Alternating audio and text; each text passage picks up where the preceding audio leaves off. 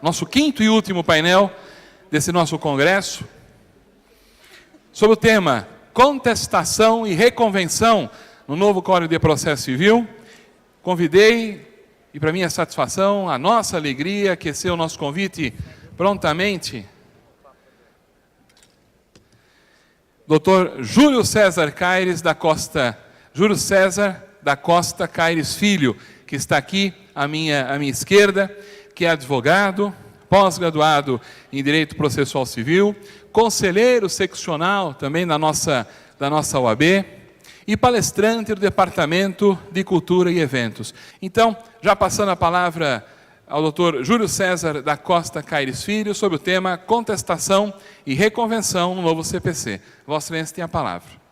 Eu observei aqui atentamente os colegas que me antecederam. Alguns fizeram uma entonação com relação ao novo CPC de uma forma diferente, de uma forma mais crítica, que eu respeito profundamente, mas eu tenho aí um viés de muito otimismo, a exemplo na mesma esteira que vem o professor Crura aqui ao meu lado, no sentido de que o CPC contempla, o novo CPC festeja a advocacia. E quando o faz na pessoa do advogado, faz para o cidadão, faz para o jurisdicionado, permitindo então que o advogado, quando usa dessa prerrogativa, o faça em defesa da cidadania, e assim é o que a advocacia precisa. Enfim, eu convido vocês aqui para que encarem esse novo regramento, essa nova legislação, que em tese ainda está em período de vacatium legis, mas com muito entusiasmo, com muita vontade de que essa legislação, de fato, na sua vigência, ela tenha efetiva aplicabilidade. De modo que, se nós nos remetermos então para março do ano que vem, a gente vem agora para dentro dessa situação, e me cabe aqui falar então sobre a contestação e a reconvenção. Me cabe aqui advogar então, nesse meio, deste modo, para o réu. E me parece que advogar para o réu com o novo CPC será mais difícil. Com o CPC de 73, um CPC criado no regime autoritário, um CPC que criou maiores dificuldades no seu ordenamento processual, me parecia um privilégio ao réu. O que com o CPC novo me parece um privilégio ao autor. Então me coube aqui talvez uma missão um pouco mais difícil, dizer para o réu que ele tem que se preocupar. Porque o novo CPC, na sua contestação, me preocupa no seguinte aspecto, não com relação ao prazo para contestação, que ele permanece ali de 15 dias, mas agora úteis, é verdade, isso modifica com relação à nossa contagem, faz com que o advogado possa descansar no final de semana, né, professor? Aquela publicação que sai na quinta-feira nos rouba o final de semana, e eu nem poderia ter ido assistir o show ontem. Com um processo feito assim de forma dia útil, nos facilita e nos dá essa viabilidade. Enfim, nós temos que ter uma preocupação com relação à contestação ao seu termo inicial. Isto é, quando vai começar o meu prazo para contestação? Meu primeiro momento é esse. Então eu vou convidar vocês a ir comigo lá para a petição inicial. Porque lá na petição inicial é onde o meu colega que me antecedeu dizia: se eu não declinar expressamente que não deseja a conciliação, o juiz não vai citar o réu, portanto, meu cliente, para apresentar a contestação. Nós iremos para a audiência de conciliação. E ainda que o réu não queira, se o autor não declinar, nós iremos para a audiência de conciliação. Então, resta dizer que, nesse momento, o resultado da audiência de conciliação, isto é, tornando-a infrutífera, é que é termo inicial para o prazo para a nossa contestação. Então vamos lá para a audiência de conciliação, e deste modo ela restou infrutífera. Aí então eu saio com o meu termo inicial para contestação. Mas vamos imaginar aqui que o autor declinou expressamente lá na petição inicial, que eu convidei a vocês a estarem comigo, e lá ele disse que não deseja a autocomposição, ou mesmo que a lide não comporta a autocomposição, ainda que seja em casos mais raros. E o réu, neste momento, por simples petição, o faz, obedecendo um prazo mínimo de 10 dias antes desta audiência, faz a petição dizendo que também não concorda e também não possui esse desejo. Portanto, do protocolo desta petição é o nosso termo inicial do prazo de 15 dias para contestação. Isso é, primeiro vamos à audiência. Se a audiência restar infrutífera, termo inicial. De outro modo, o réu peticiona dizendo: eu não tenho interesse para isso. O autor precisaria também ter expressado dessa forma. Nessa petição, então, nós começamos nosso prazo de 15 dias para contestação. Entrando um pouco aqui no tema do meu colega, com relação à tutela cautelar, ela me abre uma possibilidade de contestação de 5 dias para a contestação ali nos termos da cautelar, e depois, feito esse aditamento com 30 dias, a gente convida essa cautelar para que ela venha para dentro dos autos, e aí então audiência de conciliação, e daí, restando infrutífera, começamos o nosso termo para a contestação. Na tutela de urgência, quando ela é deferida, então ele adita ela em 15 dias, e aí então cita para audiência de conciliação, e restando infrutífera, então vamos lá para o termo inicial da contestação. Enfim, preocupação maior com relação à contestação, inicialmente, não com relação ao seu prazo, mas sim com relação ao termo inicial. Eventualmente poderíamos falar, como o colega ressaltou aqui, na eventualidade de litisconsórcio. Aí dá uma preocupação enorme, porque nós precisamos aguardar quem é que vem concordando com o autor, no sentido de que não haja a audiência de conciliação, para aí sim, quando o último litisconsórcio passivo, por exemplo, declinar que não deseja, é o termo inicial para a nossa contestação. Caso isso não ocorra, eu vou aguardar o quê? A audiência de conciliação, que é regra, e restando infrutífera é termo inicial. Essa audiência de conciliação ela pode ocorrer outras vezes, caso o juiz entenda que há possibilidade de conciliação, marcando uma nova audiência de conciliação, e aí então não é termo inicial para a nossa contestação, passando a ser só quando o despacho que determinar que a audiência restou então infrutífera. Bom, enfim, lá na nossa contestação, e agora nós superamos essa fase com relação ao prazo, e vamos então começar a discorrer a nossa contestação, especialmente falaremos então das nossas preliminares.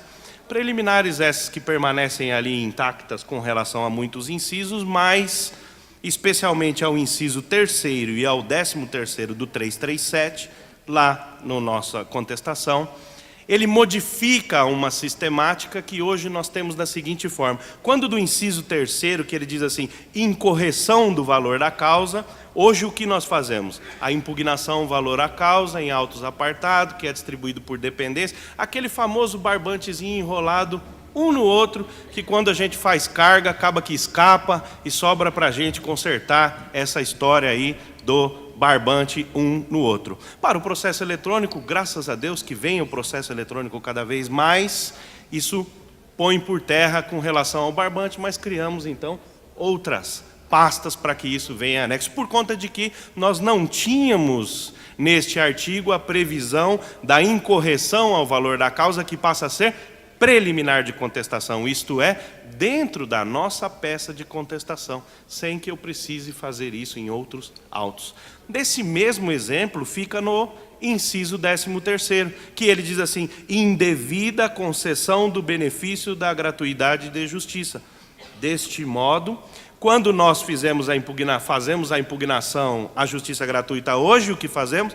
Em autos apartados, distribuído por dependência, e vem novamente aquele barbantezinho enrolado um no outro.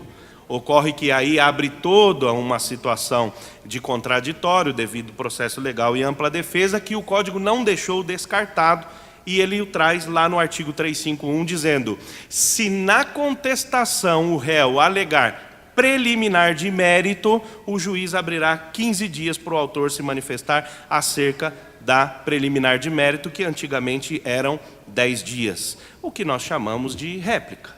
Então nós temos a réplica aberta aí nesse sentido, na medida em que eu abro uma preliminar, e essa preliminar é o que seria antes autos em apartado, passa a ser incidental. Sendo incidental, eu tenho da mesma forma o exercício do contraditório, ampla defesa e o devido processo legal, dentro da réplica que será aberta no prazo de 15 dias. Com isso, o Código, e ele veio dessa forma, e ele se propõe a celeridade processual, e mais, o CPC novo se propõe à clareza do procedimento, e associado com o procedimento digital, ele promete a entrega do bem da vida com mais agilidade.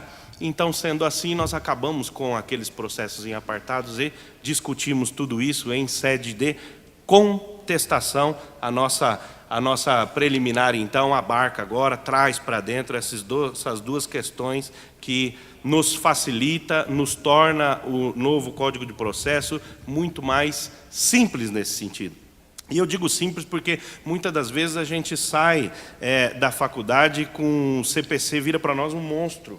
A gente se afasta dele. Só de pensar em litisconsórcio passivo necessário, a gente não quer mais ler o novo CPC. Nós vamos lá se ater com qualquer outro direito material que nos aproxime dele, porque o CPC acaba que nos distancia. Mas nós podemos aproveitar essa oportunidade do novo código que simplifica o procedimento, isto é, quando não simplifica, traz clareza a se aproximar mais dele. Então, um convite que eu faço nesse sentido. Passada essa questão das preliminares, vamos então ao mérito da nossa contestação, e lá nós temos então que demonstrar todo a nossa contestação, atacando ponto a ponto a inicial, enfim, também determinando de que forma nós vamos produzir a nossa prova. E nesse momento o código traz uma inovação, lá no artigo 373, que ele chama de redistribuição do ônus da prova. Nesse momento, em sede de contestação, eu vou dizer ao magistrado, eu não tenho condição de produzir determinada prova que o autor me imputa. Ora, essa situação ela é facilmente descrita ou aplicada na Justiça do Trabalho. Quem milita na Justiça do Trabalho sabe que o juiz usa o CPC quando melhor aprouver, quando atende a melhor os interesses ali do reclamante. E é verdade porque o reclamante busca um caráter alimentar, o reclamante tem para reclamada a hipossuficiência na relação processual.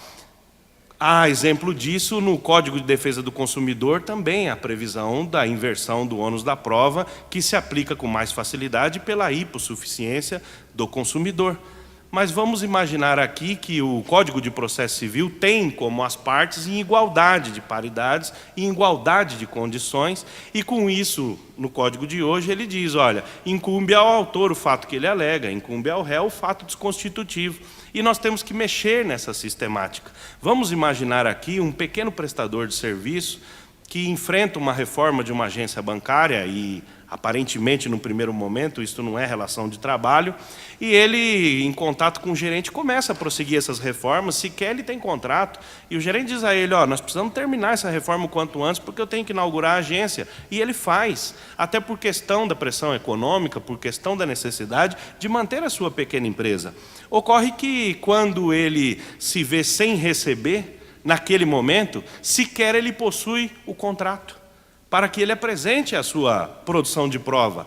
E nesse momento ele diz, nós fazemos o que hoje na prática? Entramos com a famosa ação de exibição de documentos, aguardamos que esse documento venha para que nós demos sequência. O código enxuga, o código facilita, o código permite a inversão do ônus da prova aqui, a redistribuição aqui, nesse momento, dizendo, olha, eu não poderia ter acesso a esse contrato porque eu fui levado pela questão econômica, eu fui levado pela pressão do mercado, e eu não poderia exigir, porque senão poderia perder, inclusive, o trabalho. E nesse momento, quem detém o contrato, quem possui o contrato é a agência bancária, é a instituição financeira que possui esse contrato. Portanto, eu quero que seja redistribuído o ônus da prova para que ela seja obrigada a apresentar, sob pena de que se repute verdadeiro aquilo que eu alego, aquilo que eu declino. E claro, eu vou dizer que ele ia me pagar à vista. E mais, possuía multa contratual, e mais, juros e correção monetária. Porque se ele não apresenta o contrato e a redistribuição está posta, nós temos o quê? Ou ele apresenta ou eu vou levar o bem da vida da minha forma e na forma em que eu alego. Significa dizer, e entrando aqui no mérito um pouco mais adiante, se essa redistribuição não for concedida, então, atacável por agravo de instrumento, lá no 1015, é um dos incisos do rol taxativo. Significa dizer que eu vou me utilizar, dentro da contestação, dessa flexibilidade da prova, quando não estiver evidente a relação de consumo, quando eu não estiver lá adstrito à Justiça do Trabalho, aqui, na esfera civil, onde, em tese, as partes são equilibradas. Portanto, eu consigo, com este instituto, manejar o ônus da prova de um lado para o outro. Enfim, ainda dentro do mérito da nossa contestação, nós podemos alegar em várias situações nesse mérito, e claro, observada a petição inicial que nos traz, por exemplo, a ilegitimidade de partes. A ilegitimidade de parte, ela vem no novo código extinguindo em tese o que nós chamamos de nomeação à autoria. Ela tira essa complexidade e diz para o réu da seguinte forma: quando você se disser ilegítimo para responder determinada situação, você deve cooperar no seguinte sentido, dizer quem é a parte legítima, então, na medida em que isso for possível. E claro, na maioria das vezes vai dizer que não é possível, porque a ideia não é facilitar, mas se o autor descobrir que era possível, então o réu será penalizado a ressarcir por os prejuízos que o autor teve nesse sentido. Então vamos imaginar que, por lealdade processual, eu vou dizer, eu sou ilegítimo nessa minha contestação para responder com relação à lide, e quem é legítimo para responder, eu não vou atribuir ao professor não vou te colocar nessa enrascada, nem a professora, quem é legítimo é esta outra parte aqui, a qualificação está aqui. O juiz, então, eu vou de propósito jogar para o professor Zaquim, é ele que é a parte legítima para responder essa situação processual. Significa que o juiz devolve os autos para o autor e diz o que você pretende diante dessa alegação de ilegitimidade. E o autor pode emendar a sua inicial a fim de que me tire deste polo passivo e inclua só o professor Zaquim, me deixa ele sozinho lá na lide. Ocorre que quando ele faz isso, ele me tira, mas ele já tem que me indenizar, pagar ao meu advogado os honorários sucumbenciais. E ele pode aproveitar isso agora, porque se ele o faz nesse momento, ele paga de 3% a 5% de honorários. Então ele economiza, mas economiza gastando sim, porque se ao invés de dizer que concorda com a minha ilegitimidade de parte, me tirando 10 e deixando o professor Zaquim, ele pode dizer o seguinte: não, eu entendo aí que o polo passivo, ele está numa situação de litisconsórcio, portanto, ficará o professor Zaquim e o Júlio também nessa situação. Ocorre que se essa decisão for julgada no mérito, com a minha ilegitimidade, aí ele vai me pagar de 10 a 20 e não de 3 a 5% de honorário. Fica aqui a dica para aqueles que quiserem arriscar o prosseguimento neste sentido. Então, o que ocorre? Nós facilitamos essa situação, o autor já emenda a sua petição inicial e prossegue diante da pessoa certa, ou se ele pretende arriscar os seus argumentos, lhe traz esse tipo de convencimento, ele prossegue diante das duas partes. Então, o que ocorria antes? Nós tínhamos a extinção sem mérito e toca aí, o autor tem que entrar novamente com a ação tudo de novo, e isso se perde muito tempo. Nós vemos na prática, professor Clur, que às vezes o colega entra com uma reintegração de posse e fica ali 10 anos nos autos. E o juiz no final fala, não é caso de reintegração, é emissão. Não conseguiu demonstrar que estava no imóvel, então não dá para reintegrar. Aí fica 10 anos só para descobrir isso. Depois ele tem que ingressar de novo. Aí ele socorre aí, se não conseguir, da prescrição, da decadência e por aí vai. Então, o novo código traz essa simplificação com relação a essa espécie da ilegitimidade de parte, muito com relação ao mérito da causa. Ele facilita, ele viabiliza essas questões. Enfim, nós temos que passar aqui mais adiante e entrar no mérito com relação à reconvenção. Olha, a reconvenção hoje, ela funciona assim, a gente vai lá e distribui ela fora da nossa contestação. Ela traz um complexo processual. O novo CPC vem para resolver esse tipo de imbróglio e diz assim, você pode reconvir lá dentro da contestação.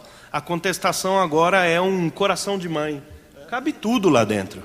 É verdade, inclusive a reconvenção. Nós vamos fazer a reconvenção aonde? Em sede de contestação. Nós não vamos abrir outro procedimento para tratar da reconvenção. Mas, Júlio, me diz uma coisa. Quando você me fala que para que eu possa reconvir, eu vou fazer isso em sede de contestação, e se eu não pretender contestar? Eu posso. Como eu faço isso? O Código também prevê. Ele não deixou esse trabalho para a doutrina e para a jurisprudência, para que depois isso se solidifique. Nós temos que aguardar o tribunal se manifestar nesse sentido, tempos e tempos, para a gente descobrir o que o Código já diz agora. Ele diz assim: se você não contestar, você pode apresentar a reconvenção em simples petição dentro dos autos. Então, significa dizer que a contestação não é o único meio pelo qual eu levo a minha reconvenção. Eu posso fazer ela simplesmente dentro dos autos. Então, nós acabamos com o quê? Com a complexidade. A ideia é agilidade.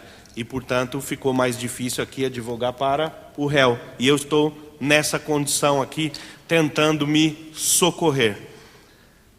Nós temos uma outra situação, e lá no 345, a situação da revelia.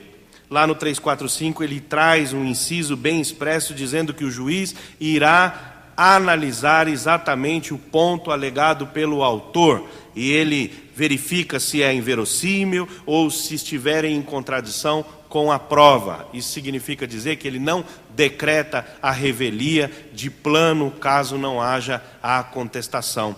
Júlio, mas isso o CPC está trazendo de novo? Doutrina, jurisprudência, isso já se aplica? Sim, mas ele traz no inciso para dentro da legislação. Nós vamos se socorrer agora da lei. Porque na medida que a gente se socorre da jurisprudência, o juiz de primeiro grau não está vinculado à jurisprudência. A doutrina, a gente vem demonstrando ela de tópicos em tópicos, ele pula ela e vai lá direto no pedido. Nós sabemos.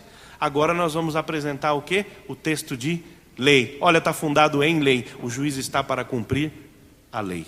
Então, nós temos esse sentido e essa modificação com relação à revelia. Ora, nossa contestação está lá apresentada, eu não entrei com mais detalhes no mérito da nossa contestação, porque ele se modifica naqueles pontos e o restante nós ficamos da forma que nós já temos o costume com relação ao CPC de 73.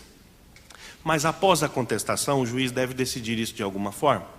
E então ele pode decidir em cima da nossa contestação, de plano, ele faz a extinção do processo, sem mérito. Lá pelo artigo 485, nós ficamos anos e anos decorando 267, 269, o legislador vai lá e fala assim, vai estudar tudo de novo. Quem se forma em direito se propõe a estudar a vida toda. E quando a gente começa a estudar, a gente acha que vai ter fim. Aí o legislador vem e cria um novo Código de Processo Civil e faz a gente começar tudo de novo. Então eu já estou trazendo aqui a minha colinha, porque sem mérito está lá no artigo 485. O juiz pode extinguir o processo sem a resolução do mérito pelo 485.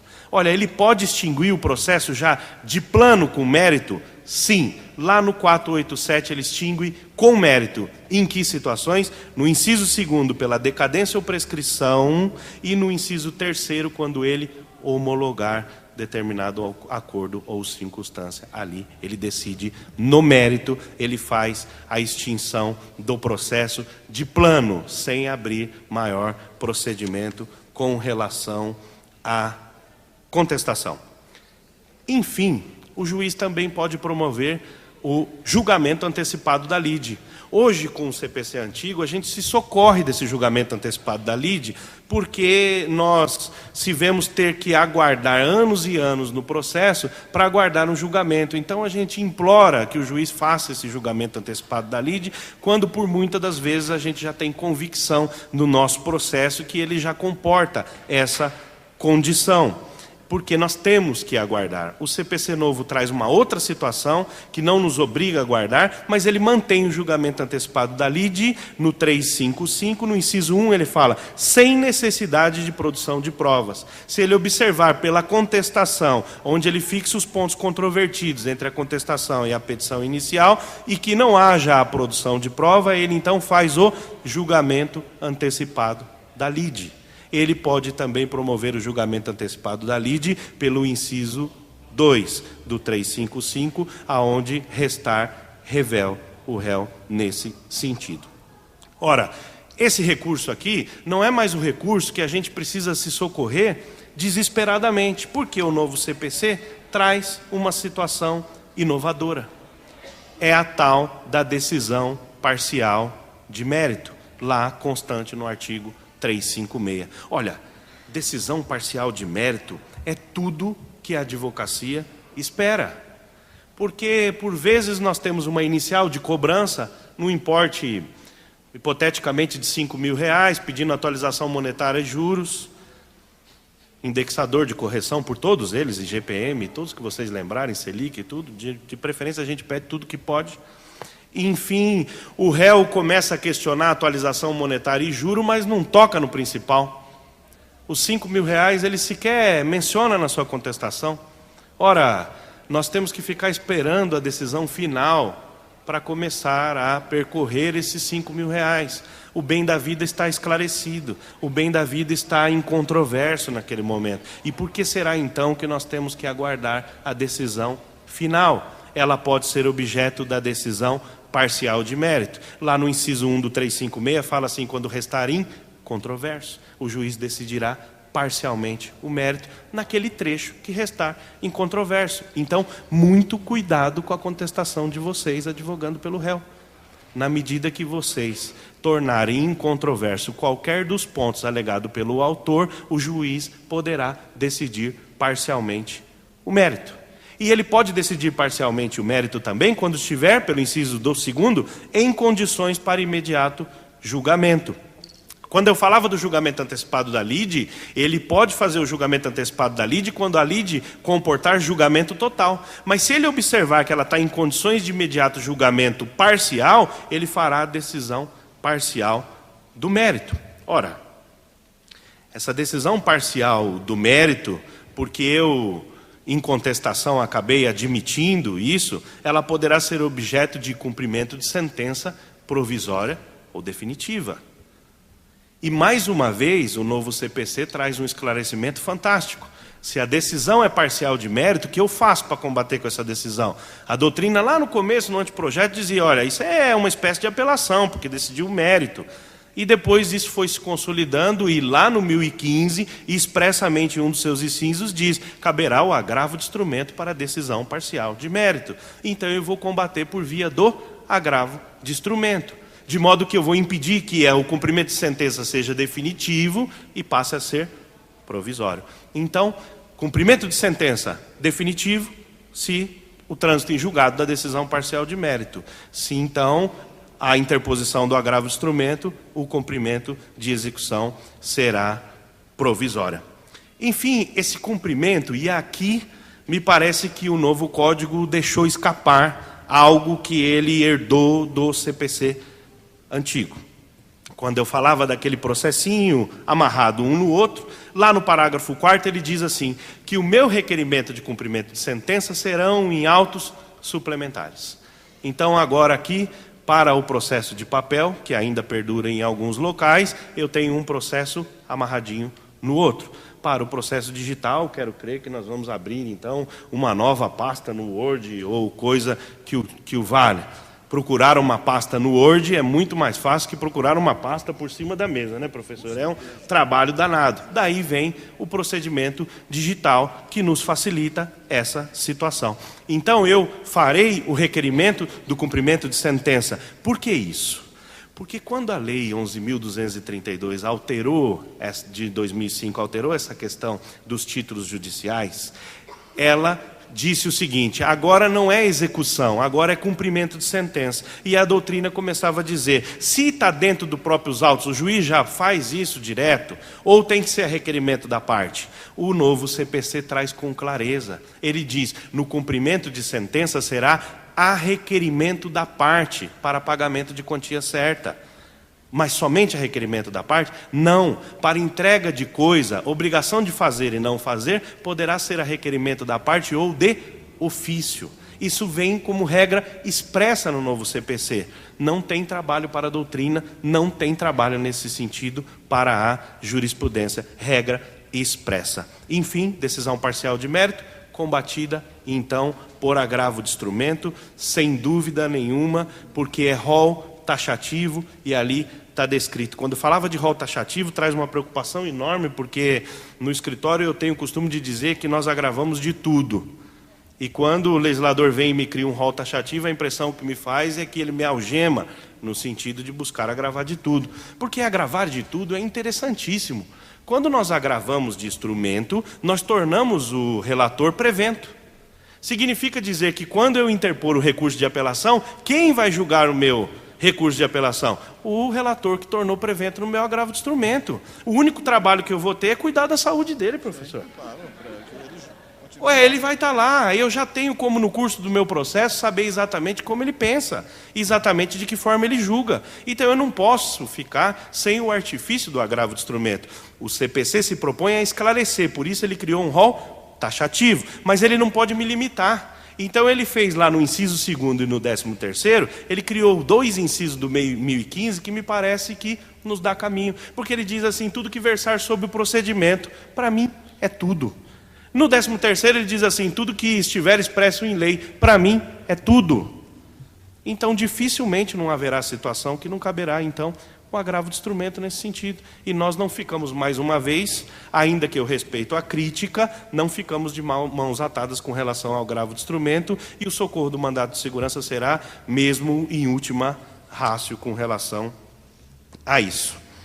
Enfim, após feita contestação, convidei vocês a virem comigo desde a petição inicial, porque se fazia necessário. Por vezes eu vim antes mesmo da petição inicial, como o professor ressaltou aqui, de modo antecedente, na tutela antecipada, justamente para fixar o quê? O termo inicial da contestação. Contestação feita, nós temos preliminar de contestação, mérito. Essa situação traz aquelas possibilidades que nós ressaltávamos, da emenda, da possibilidade do litisconsórcio, da desistência daquele réu. Isso tudo feito, o juiz então começa a ver as possibilidades de julgamento parcial do mérito, ou julgamento antecipado do mérito, ou se ele não vislumbra nenhuma dessas possibilidades, ele caminha pelo 357 ao ponto de sanear o processo.